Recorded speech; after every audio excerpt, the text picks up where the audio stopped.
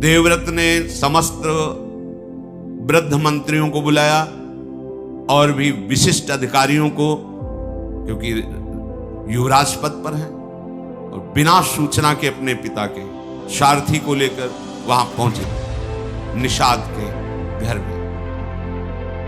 क्या शुल्क रखा है आपने अपनी पुत्री के लिए?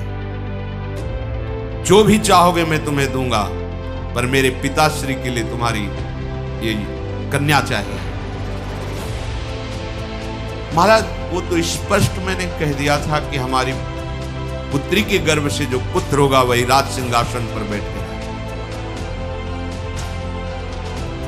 बस अगर ये बात आप पूर्ण कर लें तो।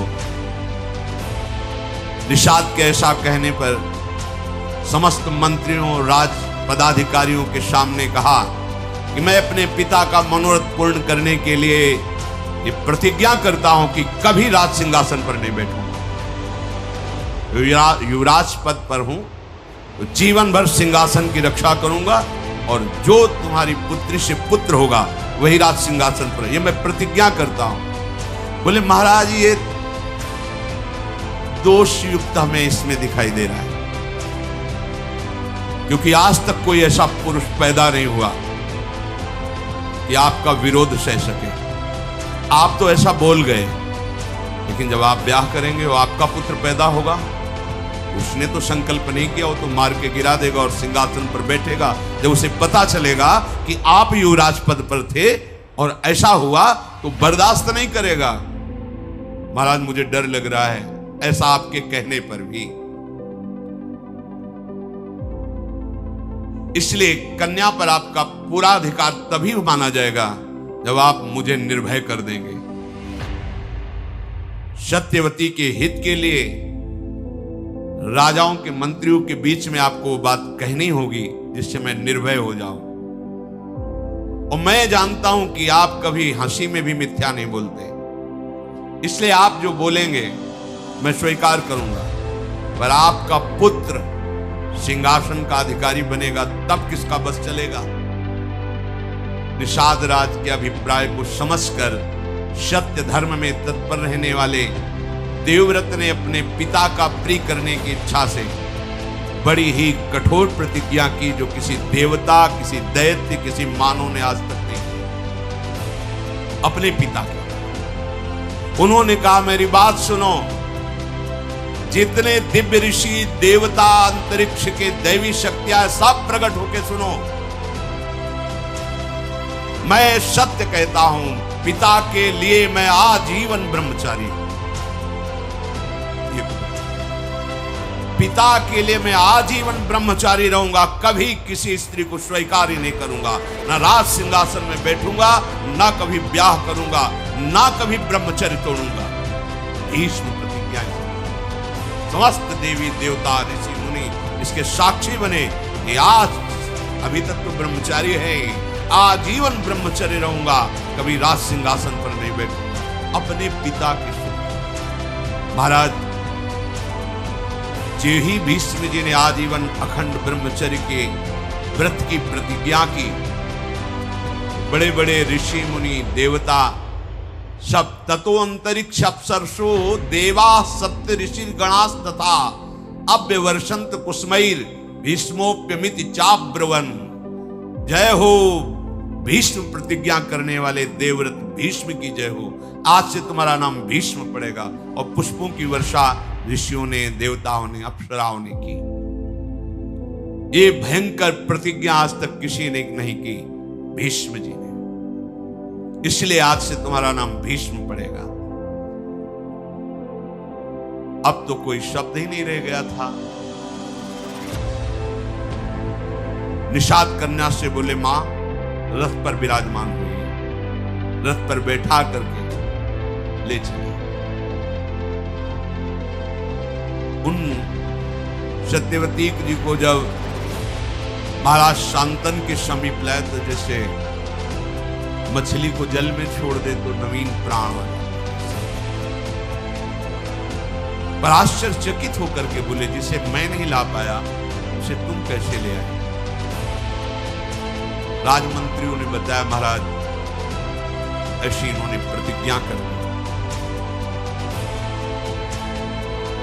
आंखों में अश्रु आ गए। शांतनु, मेरे लिए इतना बड़ा त्याग? जाओ, मैं आशीर्वाद देता हूं। मृत्यु तुम्हारे वश में होगी। जो त्रिभुवन को वश में रखती मृत्यु, वो तुम्हारे बस में होगी। जब चाहोगे तब शरीर छोड़ोगे, नहीं चाहोगे तो तुम्हारे शरीर को मृत्यु स्पर्श ही नहीं कर सकती। मृत्यु विजयी स्वच्छंद मृत्यु का वरदान दिया। नते मृत्यु प्रभाविता यावत जीवित मिच्छसी त्वत्तो हनुज्ञाम संप्राप्य मृत्यु प्रभाविता नग। हे पुत्र, जब तक तुम नहीं चाहोगे तब तक तुम्हारे शरीर को मृत्यु छू ही नहीं सकती। मृत्यु विजयी होने का वरदान महाराज शांतनु ने दिया। सत्यवती जी महातपस्वी चेदिराज वसु की पुत्री हैं। पालन निषाद राज ने किया। शांतनु ने ज्योतिषाचार्यों से जान करके कि ये विशुद्ध वसु की कन्या है, शास्त्रीय विधि से विवाह किया। महल में विराजमान हुए। कुछ काल के पश्चात सत्यवती जी के गर्भ से शांतनु का बुद्धिमान पुत्र चित्रांगद प्रकट हुआ, जिसका नाम चित्रांगद रखा गया। बड़ा ही पराक्रमी, श्रेष्ठ पुरुषों में सम्माननीय। शांतनु ने फिर दूसरा पुत्र प्रकट किया, जिसका नाम विचित्रवीर्य। चित्रांगद और विचित्रवीर्य और भीष्म। गंगा से भीष्म जी और सत्यवती से चित्रांगद और विचित्रवीर्य महाराज शांतनु। अभी विचित्रवीर्य यौवन अवस्था को भी नहीं प्राप्त हुए थे। महाराज शांतनु भगवत चिंतन करते हुए अपने शरीर को पूर्ण किया, अर्थात उनकी जीवन लीला समाप्त हुई। शांतनु के शरीर छोड़ने के बाद सारा का सारा भार भीष्म जी के ऊपर, क्योंकि अभी बालक सत्यवती जी से सम्मति लेकर शत्रुओं का दमन करने वाले भीष्म जी ने चित्रांगद को राज्य पर बिठाया, राज सिंहासन पर। चित्रांगद नवीन अवस्था थी, इसलिए वह अभिमान को शासन में नहीं कर पाए, क्योंकि ऋषि कुल में तो रहे नहीं, राजमहल में रहे तो इतना अभिमान बढ़ गया था कि जो भी सामने बात करता, हस्तिनापुर के और संरक्षक भीष्म जी, वो सबका अपमान करके व्यवहार करते। और भीष्म जितने महान होते हुए बस इतना ही कह देते थे कि नहीं, वत्स सम्मान पूर्वक व्यवहार करना चाहिए, क्योंकि राजा पद पे हैं तो डांट नहीं सकते, पहले जाके सर झुकाना होगा। कोई भी मनुष्य हो, देवता हो, असुर हो, सबका आक्षेप करना, सबको अपमानित करना, चित्रांगद ने अपना ऐसा स्वभाव। तो एक गंधर्वराज का नाम था चित्रांगद, गंधर्वों का राजा था।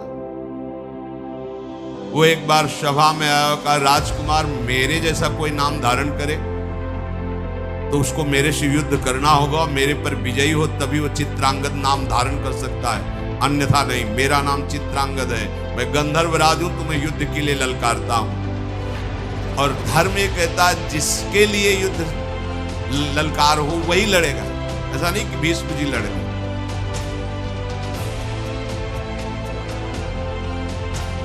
सभा से सम्मति पास हुई और कुरुक्षेत्र में चित्रांगद राजकुमार और गंधर्वराज चित्रांगद का युद्ध हुआ। और वो माया युद्ध का स्वामी चित्रांगद, जो गंधर्वराज है, मार डाला चित्रांगद राजकुमार। कुछ नहीं कर सकते, क्योंकि द्वंद्व युद्ध है। ऐसा नहीं कि उसमें बचाव पक्ष या भीष्म जी अस्त्र चलाते, नहीं, धर्म कहता है अगर द्वंद्व युद्ध में जिसको ललकारा गया है, उसने ललकार स्वीकार किए तो वही निर्णय करेगा, वो मारे गए। अब तो हस्तिनापुर में बड़ी शोक की लहर छा गई। चित्रांगद के मारे जाने पर शांतनु भीष्म जी ने उनकी अंत्येष्टि क्रिया कराई। विचित्रवीर अभी बालक ही थे, पर सत्यवती जी से सलाह करके मंत्रियों से उनको राज सिंहासन पर अभिषेक किया, राजा के पद पर विराजमान किया। भीष्म जी आज्ञा के अधीन रह करके सिंहासन की पूर्ण रक्षा, बैठे केवल वो बालक ही तो हैं। चित्रांगद के मारे जाने पर विचित्रवीर्य अभी बहुत छोटे थे, पर राज्य का भार अर्थात सिंहासन पर उन्हें विराजमान किया गया। भीष्म जी रक्षा करते। अब धीरे धीरे नवकिशोर अवस्था आई। सत्यवती जी ने कहा कि भीष्म, इनके ब्याह की व्यवस्था तुम्हें करनी पड़ेगी, क्योंकि प्रायः ये बात थी कि निषाद कन्या से महाराज शांतनु ने ये पुत्र प्रकट किए, तो जैसे कोई बड़े बड़े राजा लोग स्वयंवर करते तो प्रायः निमंत्रण आदि के लिए। भीष्म जी से सत्यवती जी ने कहा कि इनके ब्याह की व्यवस्था करना। गुप्तचरों ने बताया कि काशी में स्वयंवर की रचना हो रही है। काशी राज की तीनों कन्याएं स्वयंवर में वर का वरण करेंगी। भीष्म जी ने माता सत्यवती से कहा कि मुझे ही जाना पड़ेगा। आज्ञा ली।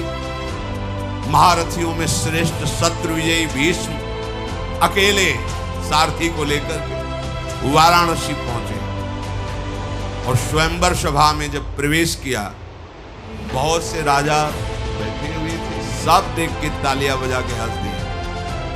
वाह बाल ब्रह्मचारी, अब ब्याह का मन हुआ है, क्योंकि स्वयंवर में तो वही आएगा जिसका ब्याह का। अरे भाई, हम तो बड़ा सम्मान करते थे कि शांतनु नंदन भीष्म की अमोघ प्रतिज्ञा है, और ये क्या हुआ? ये तो यहां स्वयंवर